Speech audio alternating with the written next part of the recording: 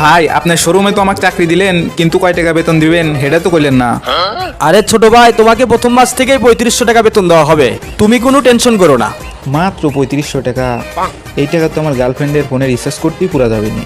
ভাই তাহলে বেতন বাড়াইবেন কবে? আরে ভাই যাও, তুমি নতুন নতুন ঢুকছো তো, 3 মাস পর বেতন বাড়ায়া 3500 টাকা করে দিব না। আরে ভাই কাম হয়েছে, 3500 টাকা থেকে এক ধাপে 3500 টাকা বেতন বেড়ে গেল। তাইলে তো আমি এখন 3-4টা গার্লফ্রেন্ড ইজিলি চালাইতে পারবো। আরে ছোট ভাই, এত মনে মনে কি ভাবো, আমি আছি তো, টেনশন করা লাগবে না। ভাই ভাবতেছি আবার কবে বেতন বাড়াবেন তাহলে? যাও, 6 মাস পর তোমাকে বেতন বাড়ায়া 7টা 500 টাকার চকচকা নোট করে দিব না। বলেন কি ভাই, এত টাকা বেতন বাড়াইবেন? শালা তো দেখতেছি একটা ইন্টারন্যাশনাল বলদ, ওর মতো বলদই তো আমার লাগবে। যাই হোক, 1 বছর পর তোমাকে বেতন বাড়ায়া 3টা 1000 টাকার নোট এবং একটা 500 টাকার নোট করে দিব না।